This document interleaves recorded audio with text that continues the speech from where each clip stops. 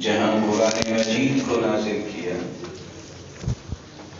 وہاں اس کے ایک ایک زاویے اور پہلو کو کھول کھول کر بیان کرنے کے لیے ہادی و مرشد بنا کے اس ہستی کو بھیجا جو کل کائنات سے اعلیٰ ہستی ہے، محمد رسول اللہ صلی اللہ علیہ وسلم۔ جن خوش نصیبوں نے اس ہستی کی رشد و ہدایت کو سینے سے لگایا، اللہ تعالیٰ نے ان کو اتنا مقام دیا کہ رہتی دنیا تک ایمان والوں کے ایمان کے لیے ان کے ایمان کو مقیاس اور معیار بنا دیا، جنہیں صحابہ کرام کہتے ہیں۔ ان ہستیوں نے پھر اصولوں کی روشنی میں تربیت پائی۔ ان میں سے ایک اصول جو رسول اللہ صلی اللہ علیہ وآلہ وسلم نے انہیں سکھایا، سمجھایا اور پڑھایا تھا، وہ یہ اصول تھا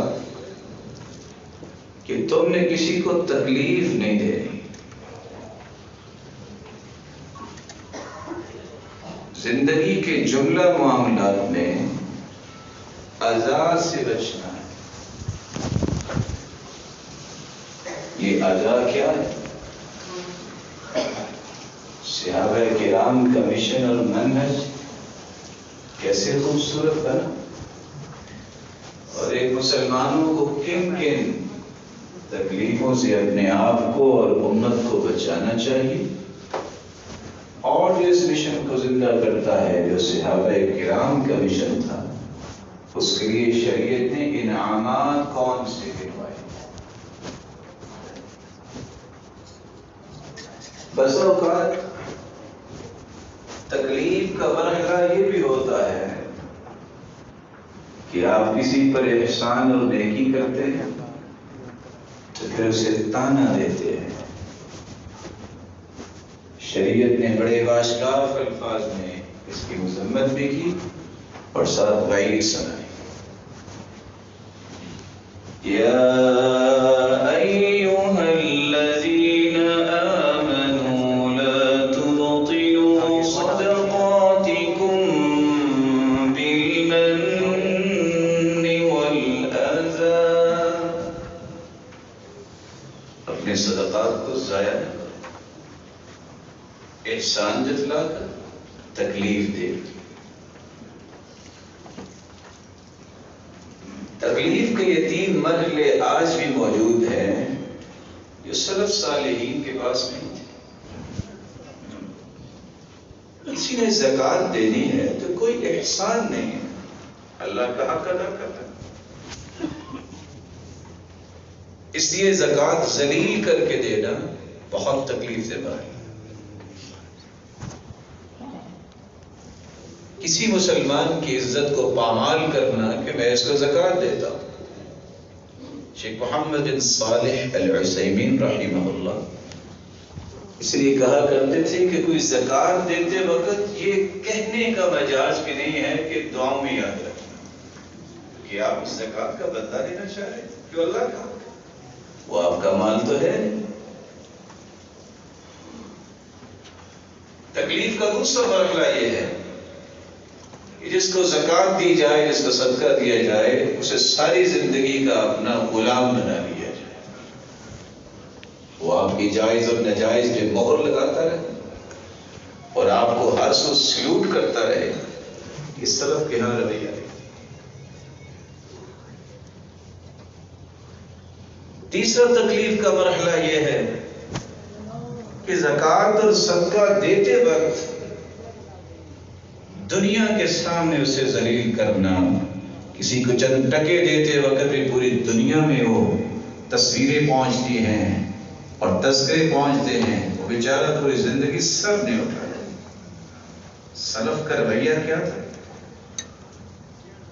کہ کسی کو صدقہ دینے لگتے تو لائٹ بند کر دیتے، اس وقت کا اعتبار جو تھا دیوا گل کر دیتے تاکہ وہ شرمندہ نہ ہو، چپکے سے اس کو صدقہ دے دے.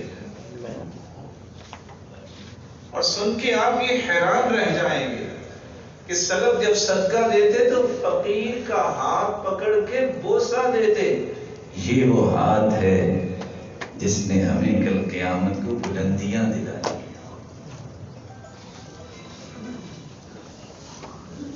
سلف کا یہ رویہ تھا جو سیدہ عائشہ اور انس سے شروع ہوا کہ درم و دینار کو بھی خوشبو لگا کے دیتے. کسی نے پوچھا درم و دینار کو خوشبو لگانے کا کیا معنی ہے؟ سیدہ عائشہ رضی اللہ تعالی عنہ فرمانے لگی جو درم و دینار کا صدقہ ہے وہ تو صدقہ ہوا، اس پہ خوشبو لگائی ہے وہ خوش ہوگا فقیر. کسی کے دل میں خوشی پیدا کرنا یہ ایک الگ صدقہ ہے. اللہ تعالیٰ ہمیں بھی ایسی چیزیں سکھا دیں. اس نیکی کی راہ پہ چلنے والے بھی تکلیف دیتے ہیں. اگر اس بات کو میں اپنی طرف لے آؤں تو میں اگر کسی کو 10 سے 20 روپے دیتا ہوں تو میرا احسان نہیں ہے، یہ میرے رب کا احسان ہے کہ اس نے توفیق دے دی اور نیکی پہ میں خرچ کرنے کی تیار ہوا، وگرنہ یہ برباد بھی تو ہو سکتا. میرا کوئی احسان.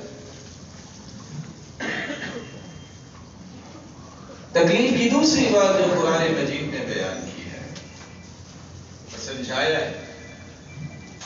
يَمُنُّونَ عَلَيْكَ أَنْ أَسْلَمُوا قُلْ لَا تَمُنُّوا عَلَيَّ إِسْلَامَكُمْ بَلِ اللَّهُ يَمُنُّ عَلَيْكُمْ أَنْ هَدَاكُمْ لِلْإِيمَانِ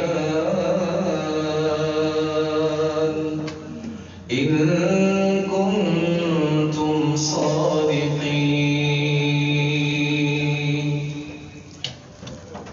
لوگ احسان جلاتے ہیں ایمان لائے. آپ کا احسان نہیں ہے کہ آپ ایمان لائے، احسان تو اس کا ہے جس نے تمہیں ایمان کی دولت عطا کر دی، تمہیں ہدایت عطا کر دی، اس کا احسان ہے. ساری دنیا مسلمان ہو جائے تو کافر بچے نہ، اللہ کی بادشاہی میں کوئی فرق نہیں آئے.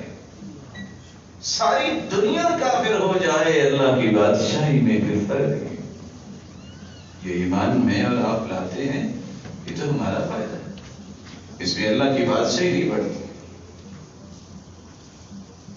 اس لیے احسان کا یہ پہلو، میں نے صدقہ دیا اور میں نے زکوٰۃ دی اور میں نے کیا اور میں نے کیا، یہ کہا کریں اللہ ہر سو تیرا ہی احسان، تیری توفیق نہ ہوتی تو کچھ بھی نہ ہو سکتا. انسان ایک سجدہ نہیں دے سکتا اللہ کی توفیق نہ.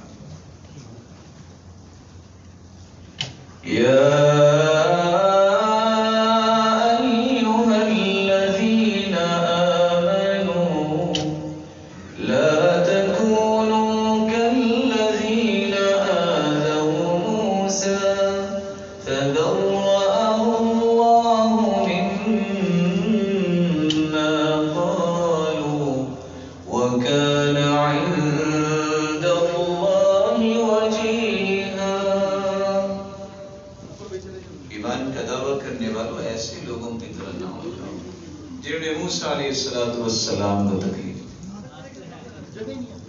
حیا والے موسیٰ علیہ السلام لا یرا من جلدہ شیء، ان کے جسم کا کوئی حصہ نظر نہیں آتا تھا. لوگوں نے ان پہ بہتان لگا دیا کہ یہ مرد کامل نہیں ہے، اس لیے اپنے آپ کو چھپا چھپا کے رکھا. فبرأہ اللہ مما قالوا، اللہ نے ان کو اس تہمت سے اور اس بہتان سے بری کر دیا، اور اللہ کے ہاں بڑی عزت والے تھے. تم ایسے زندگی نہ گزارو. یہ بھی تکلیف ہے کہ آپ کے خاندان، آپ کے معاشرے، آپ کے رائٹ لیفٹ کوئی بڑا انسان ہے، کوئی اچھا کوئی نیک انسان ہے، اس کے بارے میں زبان کھولتے وقت ذرا بوجھ کے ناخن لیا.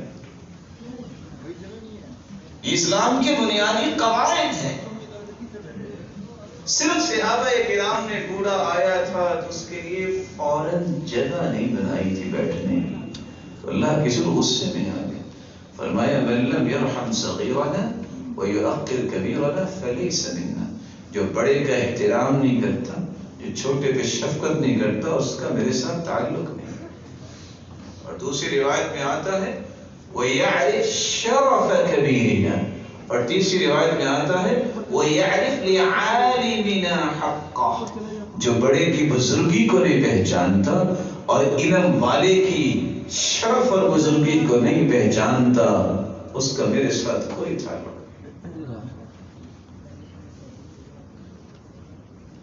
تکلیف کا تیسرا مرحلہ قرآن نے بیان کیا ہے، وَالَّذِينَ يُؤْذُونَ الْمُؤْمِنِينَ وَالْمُؤْمِنَاتِ بِغَيْرِ مَا اكْتَسَبُوا فَقَدِ احْتَمَلُوا بُهْتَانًا وَإِثْمًا مُبِينًا۔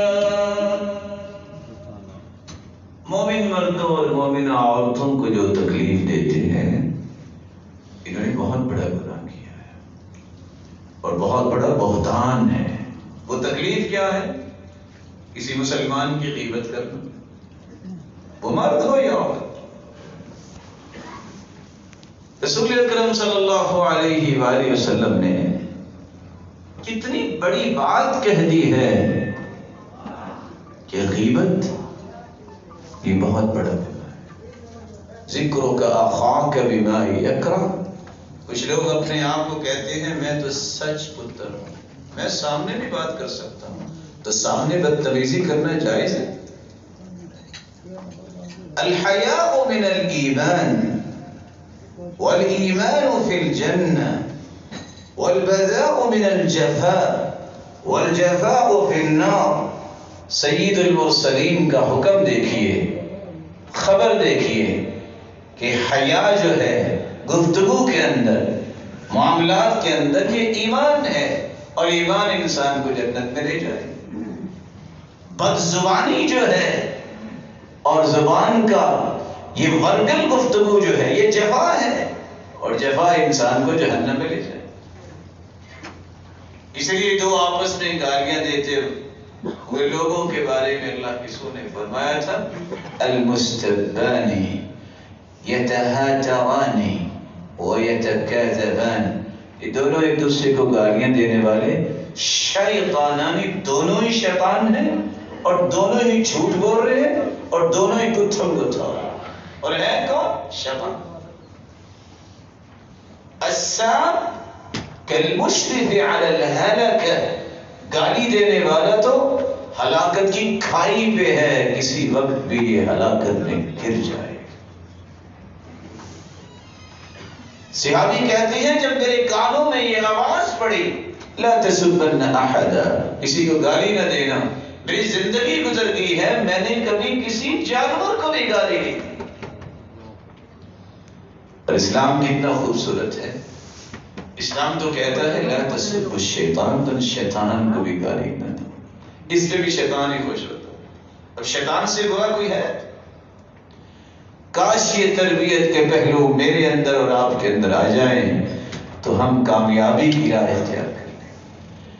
یہ تھے سلف صالحین کے رویے جو اللہ اور اس کے رسول کے فرامین کی روشنی میں انہوں نے بنائے تھے، جن کو زندہ کرنے کی آج ضرورت ہے۔ تکلیف کا ایک چوتھا مرحلہ ہے، اللہ تعالیٰ نے اس کے بارے میں فرمایا ہے ان الذين يؤذون الله ورسوله لعنهم الله في الدنيا والآخرة وأعد لهم عذابا مهينا۔ جو اللہ اور اس کے رسول کو تکلیف دیتے ہیں ان پہ لعنت ہے، یہ ملعون لوگ ہیں، دھتکارے ہوئے لوگ ہیں، ان پہ اللہ کی پھٹکار پڑی ہے۔ وَأَعَدَّ لَهُمْ عَذَابًا مُهِينًا، اور اللہ نے ذلیل کر دینے والا عذاب ان کے لیے تیار کر رکھا۔ سوچ رہے ہوں گے کہ اللہ اور اس کے رسول کو تکلیف کیسے دی؟ رسول اللہ صلی اللہ علیہ وسلم کا فرمان ہے، حدیث قدسی ہے، اللہ ذو جلال فرماتے ہیں شتمنی ابن آدم وما ينبغي له ان يشتمنی، آدم کا بچہ مجھے گالی دیتا ہے، اس کے لائق نہیں ہے مجھے گالی دے۔ اللہ کے رسول سے پوچھا گیا کہ گالی کیسے؟ اللہ ذو جلال نے فرمایا، جس کو رسول اللہ صلی اللہ علیہ وسلم بیان کر رہے ہیں، قولہ ان لی ولدا، جب آدم کا بیٹا یہ کہتا ہے کہ میرا بھی کوئی بیٹا ہے، گویا کہ یہ اللہ کو گالی دیتا ہے۔ فَأَنَا اللَّهُ الْأَحَدُ الصَّمَدُ، میں اکیلا ہوں، یکتا ہوں، بے نیاز ہوں، لم الد ولم اولد، نہ میں کسی کا بیٹا ہوں نہ میرا کوئی بیٹا ہے، ولم یکن لی کفوا احد، اور نہ ہی میرا کوئی ہمسر۔ تو آپ سوچ سکتے ہیں روئے زمین پہ آج کتنے لوگ اللہ کو گالی دیتے ہیں، جو کہتے ہیں کہ عیسیٰ علیہ السلام اللہ کے بیٹے ہیں، والعیاذ باللہ۔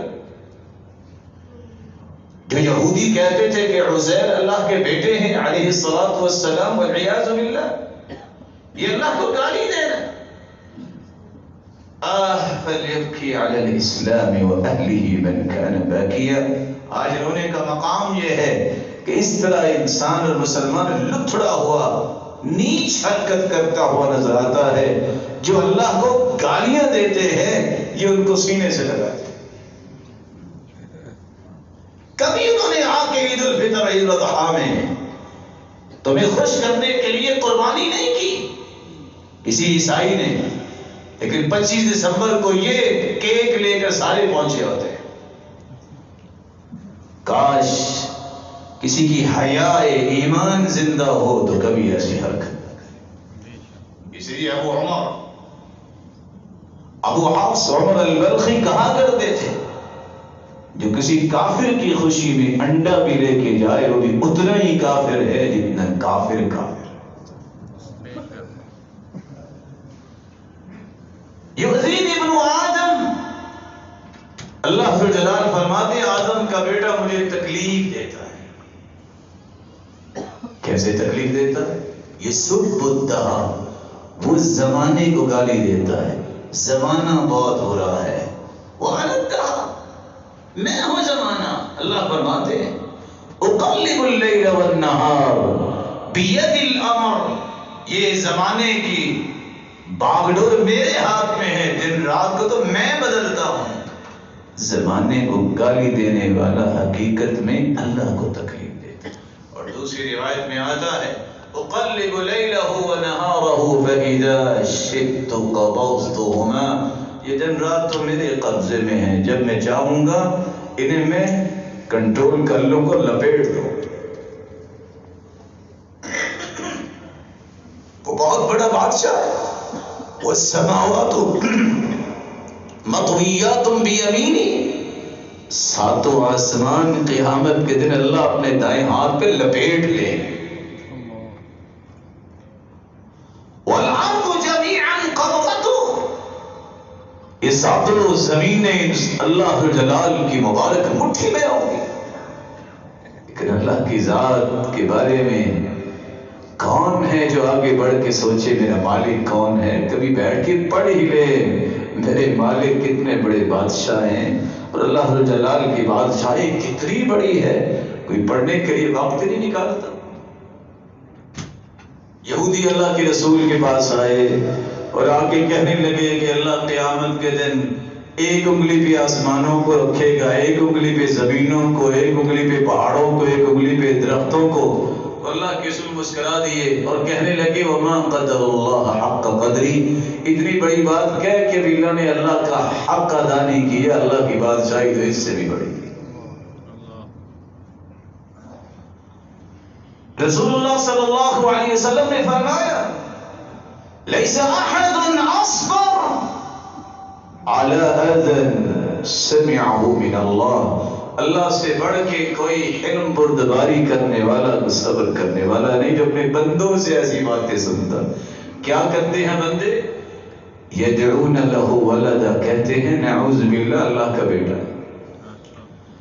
وَيَجْعَلُونَ لَهُ أَنْدَادًا، اللہ کی شریک بھی بنا دیتے۔ وَإِنَّهُ لَيُعَافِهِمْ وَيَدْفَعُ عَنْهُمْ وَيَرْزُقُهُمْ وَيُعْطِيهِمْ، شرک بھی کرتے ہیں، اللہ کا بیٹا بھی ثابت کرتے ہیں، اللہ پھر بھی انہیں رزق دیتے ہیں، ان سے مصیبتوں کو دور کرتے ہیں، اور اللہ عطائیں کرتے رہتے ہیں، اللہ ذو الجلال عافیت سے نوازتے ہیں، پھر بھی انسان بدہوشی میں پڑا۔ اللہ کے رسول کو کیسے تکلیف پہنچتی ہے؟ اللہ کے رسول صلی اللہ علیہ وسلم نے فرمایا من عاد عمی فقد اذانی، جس نے میرے چچا کو تکلیف دی، عباس رضی اللہ تعالیٰ عنہ کو، اس نے مجھے تکلیف دی۔ فإن عم الرجل سن ابی، کہ کوئی چچا یہ باپ کی طرح ہوتا۔ اللہ کے رسول کو کیسے تکلیف ہوتی؟ منافقوں نے جب سیدہ عائشہ رضی اللہ تعالی عنہ مومنوں کی ماں کے بارے میں گفتگو کی، تو اللہ کے رسول صحابہ سے کہتے ہیں کون ہے جو اس کا تصفیہ کرے؟ فإنه قد آذانی، سیدہ عائشہ کے بارے میں گفتگو کرنے والوں نے مجھے بہت تکلیف دی۔ یہ اللہ کے رسول کی تکلیف، کیونکہ اللہ کے رسول فرمایا کرتے تھے عائشہ رضی اللہ عنہ تم دنیا میں بھی میری بیوی ہو، جنت میں بھی میری بیوی۔ اور یہ حدیث سن کے اب حیران ہوں گے کہ اللہ ذو الجلال کا فیصلہ دیکھیے، کائنات کی سب سے اعلیٰ ہستی ہے، قیام اور سجدے میں بھی اللہ ذو الجلال اپنے پیغمبر کو اپنے پاس بلا سکتے تھے، لیکن جب اللہ نے اپنے پیغمبر کو بلایا ہے تو فرماتی ہیں سیدہ عائشہ کہ اللہ کے رسول بین حاقنتی و ذاقنتی، اللہ کے رسول صلی اللہ علیہ وسلم نے ٹیک لگائی ہوئی تھی تو سیدہ عائشہ رضی اللہ تعالی عنہ کے ساتھ، اور اللہ کے رسول فرما رہے عائشہ رضی اللہ عنہ مجھے جبریل نے جب یہ خبر دی ہے کہ آپ جنت میں میری بیوی ہو تو موت کی سختیاں مجھ پہ آسان ہو گئی۔ مومنوں کی ماں کے بارے میں گفتگو کرنا یہ اللہ کے رسول کو تکلیف دینا ہے، اور جو اللہ اس کے رسول کو تکلیف دیتا ہے وہ لعنتی شخص ہے، ملعون شخص ہے۔ یہ میں نہیں کہہ رہا، یہ رب کا قرآن فیصلہ کر رہا ہے، لعنہ اللہ فی الدنیا والآخرہ، دنیا اور آخرت میں اس پر اللہ کی پھٹکار ہے، دھتکارا ہوا ہے اللہ کی رحمت سے۔ وَأَعَدَّ لَهُمْ عَذَابًا مُهِينًا، اگر اس نے توبہ نہ کی تو قیامت کے دن ذلیل کر دینے والا عذاب بھی اللہ نے دیا۔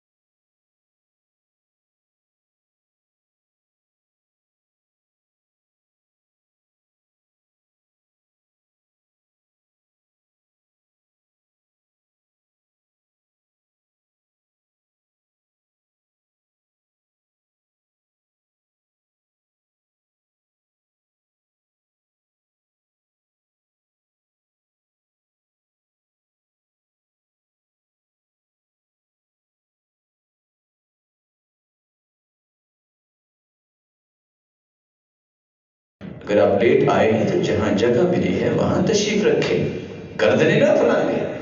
آپ نے فرمایا اجلس فإنك قد آذيت وآنيت، ایک لیٹ آئے ہو اور ایک مسلمانوں کو تکلیف دے رہے ہو، یہ ادب۔ میں آپ سے بھی گزارش کروں گا میرے محترم بھائی، جب خطبہ خطیب دے رہا ہوں تو یہاں گھٹنوں کو پکڑ کے نہیں بیٹھتے، اگر کوئی اس طرح بیٹھا ہوا ہے تو اپنی مجلس کو درست کر۔ رسول اللہ صلی اللہ علیہ وآلہ وسلم نے جہاں اللہ اور اس کے رسول کو تکلیف دینے سے منع فرمایا ہے وہاں فرمایا فرشتوں کو بھی تکلیف نہ دیا کرو۔ فرشتوں کو بھی تکلیف ہوتی،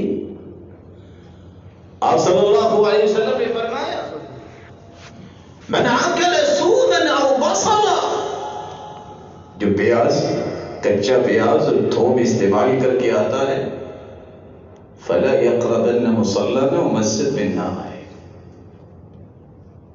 اگر اس کو استعمال کرنا ہے تو پکا کے استعمال کرے۔ فلیعتزلنا، وہ ہم سے بھی دور رہے، فلیعتزل مصلانا، ہماری نماز کی جگہ سے بھی الگ رہے۔ کیوں؟ فإن الملائکة تتأذى مما تتأذى منه ابن آدم، جس طرح انسانوں کو تکلیف ہوتی ہے فرشتوں کو بھی تکلیف ہوتی ہے۔ حدیث میں آتا ہے جو مسواک کر کے آتا ہے نا تو فرشتہ چکر لگاتا ہے، اگر اس نے مسواک کی ہوتی ہے نماز میں کھڑا ہے تو قرآن پڑھنا شروع کرتا ہے تو فرشتہ آ کے اپنے ہونٹ وضع ملک فاہ علی فی، اپنے ہونٹوں کو قاری کے ہونٹوں پہ رکھ دیتا ہے، فما خرج منہ حتی دخل الملک دخل فم الملک، جو بھی قرآن کی تلاوت وہ کرتا ہے وہ فرشتے کی خوراک بن جاتی ہے۔ لیکن اگر اس نے مسواک نہیں کی ہوتی تو پھر فرشتہ چکر تو لگاتا ہے، قریب نہیں آتا۔ میرے بھائی پیاز حلال ہے، یہ ایک نہیں دسیوں بیماریوں کا علاج ہے، لیکن کچا پیاز کھا کے مسجد میں آنا اس سے فرشتوں کو بھی تکلیف ہے، ساتھ کھڑے ہونے والوں کو بھی تکلیف ہے۔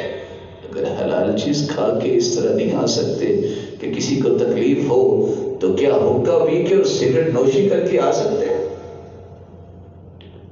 یہ اللہ نے عقل دی ہے، سوچ رہیں گے یہ واحد زہر ہے جس کے بارے میں لکھا ہوتا ہے یہ مضر صحت ہے، پھر بھی کھا رہے۔ اور بعض لوگوں نے تو یہ کہہ دیا چلو جی صغیرہ گناہ ہے نا، کون سا کبیرہ ہے، ان مسکینوں کو سمجھاؤ صغیرہ بار بار کرے تو وہ بھی کبیرہ بن جاتا ہے۔ لا صغیرۃ مع الاصرار ولا کبیرۃ مع الاستغفار۔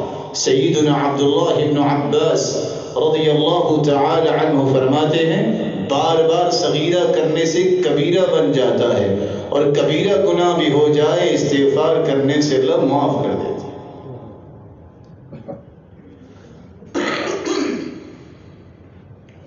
امام مالک نے جب یہ حدیث سنی، جب یہ حدیث پڑھائی، آپ صلی اللہ علیہ وسلم نے فرمایا اور سیدنا عمر نے فرمایا لا تأكلوا من هذه الشجرة الخبيثة، ہے حلال، کس خبیث شجرے کے پاس نہ جاؤ، یہ نہ کھاؤ۔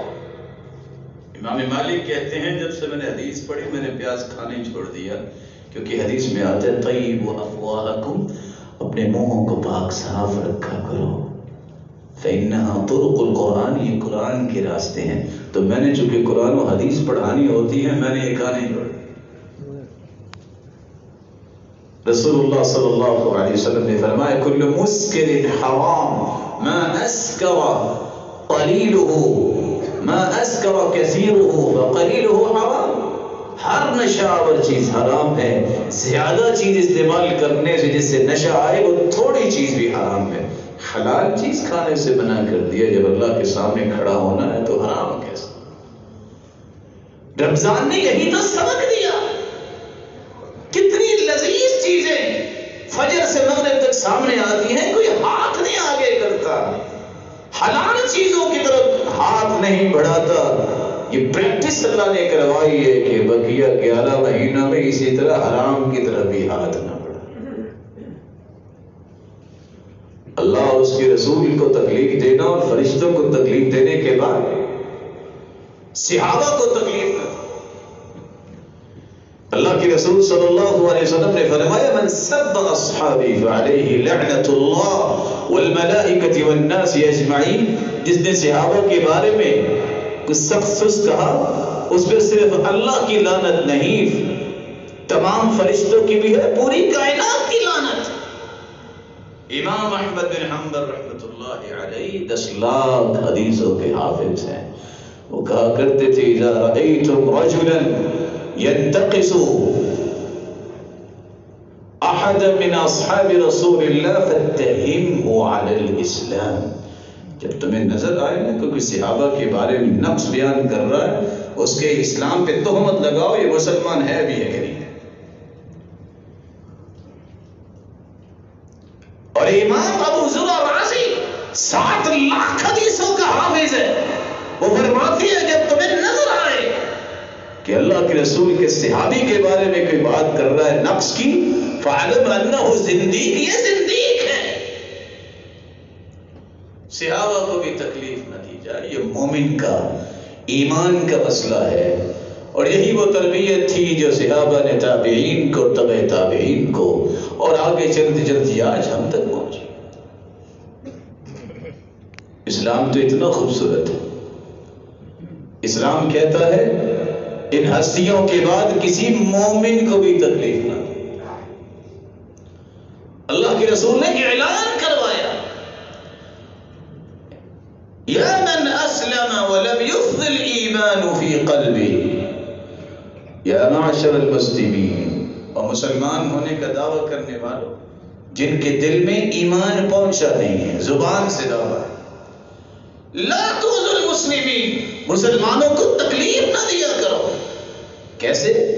ولا تعیروہم، ان کی کسی کمی کوتاہی کی وجہ سے انہیں تانا اور عار نہ دلایا۔ ولا تتبعوا عوراتہم، ان کی پردے والی راز کی باتیں ان کا پیچھا نہ کیا کرو، اس کے ٹو میں نہ رہو، جاسوسی نہ کرو کہ کوئی بات پتہ چلے ہم ذلیل کرے۔ ومن تتبع عورت اخیہ المسلم تتبع اللہ فی عورتہ یفضح ولو فی جوف رحلہ، کسی مسلمان کی عزت کو تار تار کرنے کے لیے اس کی جاسوسی کرتا ہے اور ایسی باتوں کے پیچھے چلتا ہے، اللہ عز و جلال اس کی کارگزاری کو کیا کرے گی؟ اس کے پیچھے ایسا ہوگا کہ وہ گھر میں کھائی بنا کے بھی چھپا ہوگا، اللہ وہاں سے نکال کے اسے ذلیل کر دے۔ ربیع ابن حسین کہا کرتے تھے الناس رجلان، لوگوں کی 2 ہی قسمیں ہیں، عالم مؤمن و جاہل۔ مؤمن فلا تؤذی، جو تو مومن ہے زندگی میں اسے تکلیف نہ دینا، وجاہل فلا تجاہل، کوئی جاہل بھی ہو تو وہ جاہل ہے نا، تم تو جاہل نہیں، اس کے ساتھ جہالت کا رویہ تم نہ بنا۔ یحییٰ بن معاذ کہا کرتے تھے لیکن حظک من المؤمن 3، مومن کے بارے میں تیرے 3 نظریے ہونے چاہیے۔ ان لم تنفعه فلا تضره، اگر تم مومن کو نفع نہیں دے سکتے تو زندگی میں نقصان نہ اسے دے۔ ان لم تفرحه فلا تغمه، اور تم مومن کو خوشیاں نہیں دے سکتے تو اسے غم بھی نہ دینا۔ ان لم تمدحه فلا تذمه، تم مومن کی تعریف نہیں کر سکتے تو اس کی مذمت بھی نہ کیا، کیونکہ جو کچھ تم بول رہے ہو اور جو کچھ تم کر رہے ہو میرے بھائی، میں اور آپ سب کا لکھا جا رہا ہے۔ اللہ ہم سب کو معاف فرمائے، ہم بڑے کمزور لوگ ہیں اور ہمیں صحیح صحیح بولنا اور صحیح صحیح کام کرنے کی توفیق ہے۔ قتادہ بیان کرتے ایاک وعد المؤمن، مومن کو تکلیف دینے سے بچو، فإن اللہ یحوطہ ویغضب لہ، اللہ عز و جلال جب کسی مومن کو کوئی تکلیف دیتا ہے حفاظت بھی کرتے ہیں اور غضبناک بھی ہوتے ہیں کہ یہ مومن کو تکلیف دے رہے. ایک بات تو سمجھاؤ مجھے، میں آپ کا بھائی ہوں، حدیث کی روشنی میں آپ کی خدمت میں یہ حدیث پیش کر کے سمجھنا چاہتا ہوں. اللہ کے رسول بیت اللہ کا طواف کر رہے ہیں اور آپ نے فرمایا ما اطیبک ما اطیب ریحک، بیت اللہ تیری شان ہی بڑی ہے، تیری ہوائیں اور فضائیں کتنی پاکیزہ ہیں. ساتھ فرمایا والذی نفسی بیدی، اس ذات کی قسم جس کے ہاتھ میں میری جان ہے، لحرمۃ المؤمن اعظم عند اللہ حرمۃ منک، اس ذات کی قسم جس کے ہاتھ میں میری جان ہے، ایک مومن کی عزت اے بیت اللہ تجھ سے زیادہ ہے. ان اللہ حرم منک واحدا، بیت اللہ تیری ایک حرمت اللہ نے بنائی ہے. وحرم من المؤمن ثلاثا، مومن کی 3 حرمتیں ہیں، حرم دمه وعرضه وماله، مومن کو قتل کرنا بھی حرام، مومن کی عزت کو تار تار کرنا بھی حرام، اور اس کا مال لوٹنا بھی حرام. وَيُظَنَّ بِهِ ظَنَّ السُّوءِ، اور اس کے بارے میں بدگمان نہ ہوا جائے. رسول اللہ صلی اللہ علیہ وسلم کے فرمان کو سمجھیے، کوئی بیت اللہ کی طرف انگلی کرتا ہے تو انگلی کاٹنے کے لیے تیار ہو جاتی ہے. اس سے زیادہ عزت کس کی ہے؟ مومن کی. اور اللہ کے رسول نے مومن کے قتل کے بارے میں کیا فرمایا؟ لو ان اہل السماوات والارض اشتركوا في دم واحد في دم مؤمن لأكبهم الله في النار. 7 آسمانوں کے فرشتے، 7 زمینوں کی مخلوقات اگر ایک مومن کے قتل میں شریک ہو جائے تو اللہ قیامت کے دن 14 کے 14 طبق جہنم میں ڈال دیں گے الٹا. اللہ عز و جل یہ بات سمجھنے کی توفیق عطا فرمائے. رسول اللہ صلی اللہ علیہ وسلم نے اس لیے یہ فرمایا تھا مومن کو بھی تکلیف نہ،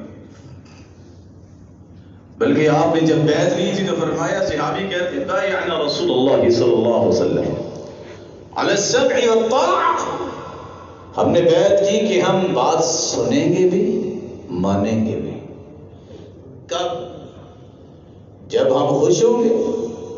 علی المنشط والمکرہ، ہم خوش ہوں یا ہمارے خلاف کی فیصلہ ہو، ہم بات مانیں گے اور سنیں گے.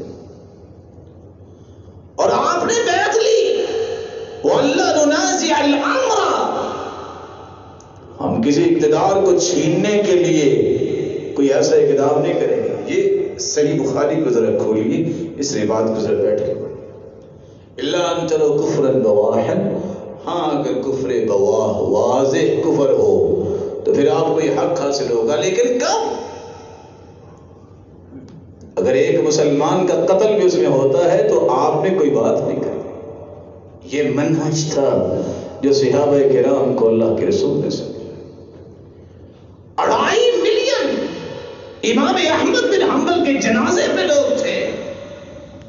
بادشاہ نے کوڑے مارے، لیکن انہوں نے ایک بات نہیں کہی کہ تم ایسا کہو یا ایسا کہو، بلکہ یہ کہتے اگر مجھے پتہ چل جائے کہ میری دعا قبول ہوگی تو میں دعا اپنے لیے نہیں کروں گا، وقت کے حکمران کے لیے کروں، کیونکہ ان کو معاشرے میں امن بہت پسند تھا.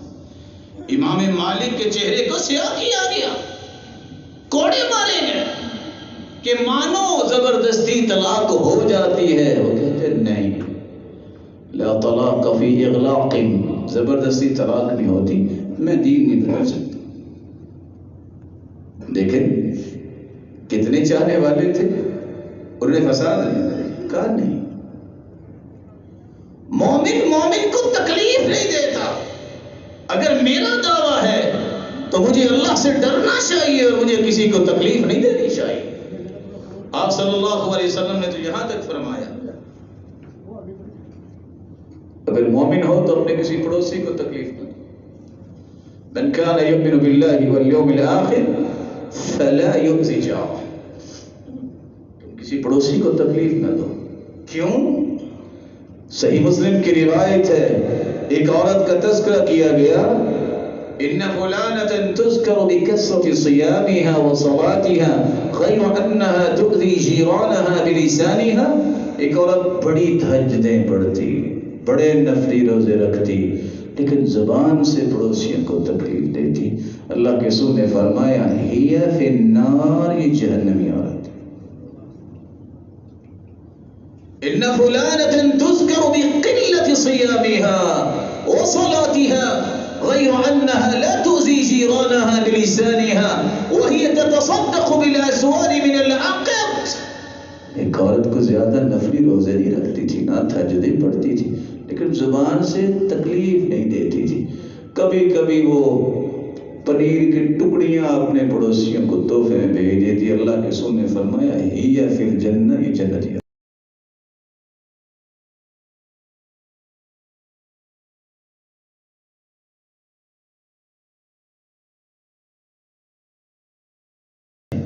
اللہ ہمیں سب سے پہلے سمجھائے اور عمل کی توفیق دے، اور ہم کسی کو بھی بیان کرنے کے اللہ ہمیں صلاحیت عطا فرمائے۔ ہماری تاریخ کیا ہے؟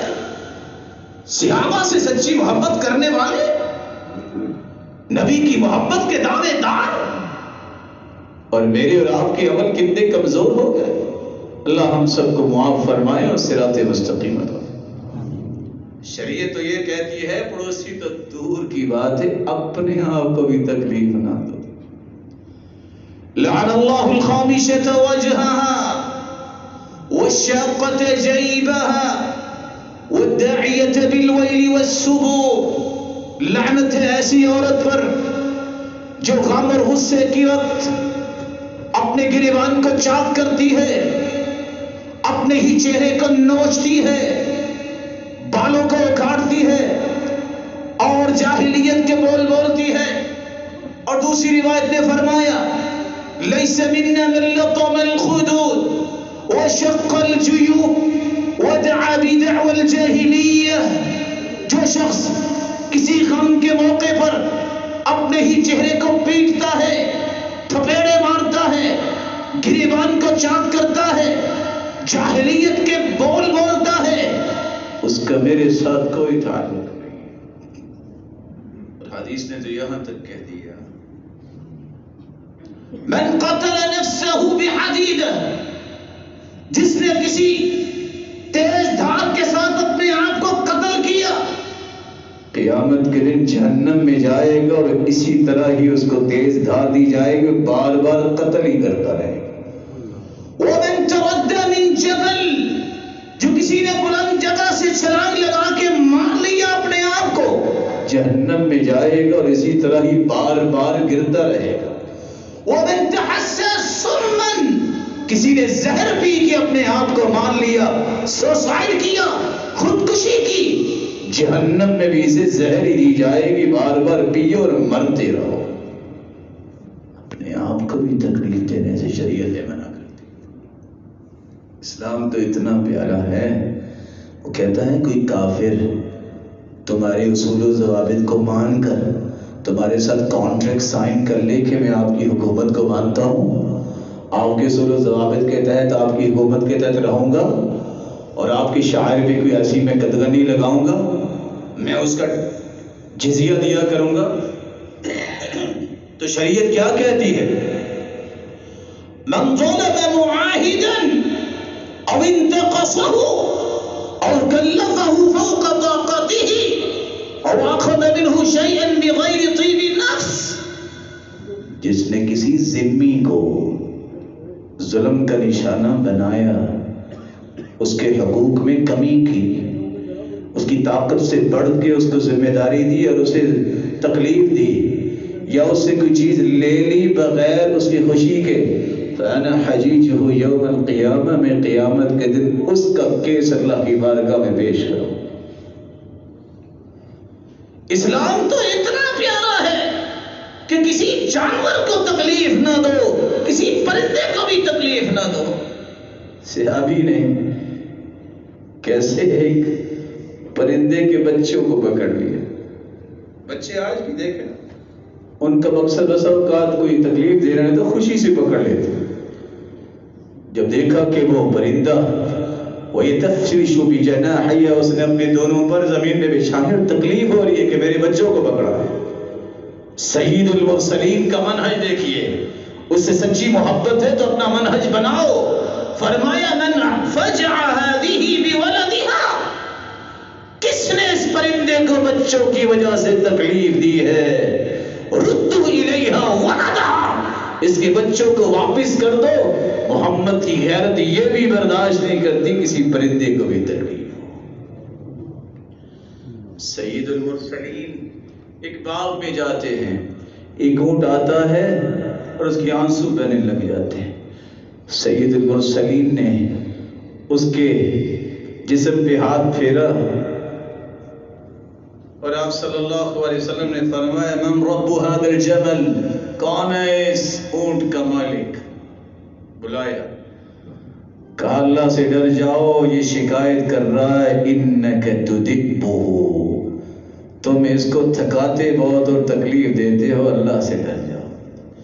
جب اس پہ سامان رکھ کے فارغ ہو جاؤ تو اس کو بھی چھوڑ دیا کرو، یہ بھی کچھ کھا لے. عذبت امرأة فی ہرۃ حبستها، ایک عورت کو جہنم اس لیے بھیجا گیا اس نے بلی کو باندھ دیا، نہ خود کھلایا، لا اطعمتها، نہ اسے خود کھلایا اور نہ ہی چھوڑا کہ وہ خود کچھ کھا لے. بلی فوت ہو گئی، اس کی وجہ سے عورت کو جہنم نصیب کیا. تکلیف نہ دو کسی کو. رسول اللہ صلی اللہ علیہ وسلم کے اس منہج کو سمجھیے اور یہاں اٹھنے سے پہلے اللہ ذوالجلال سے دعا کیجیے اللہ ہمیں ایسا بنا دے کہ ہم سے کسی کو تکلیف نہ ہو. میرے مالک ہمارا ایمان اتنا مضبوط کر دے کہ ہم مسلمانوں سے محبت کرنے والے ہوں، بڑوں کا احترام کرنے والے ہوں، چھوٹوں پہ شفقت کرنے والے ہوں اور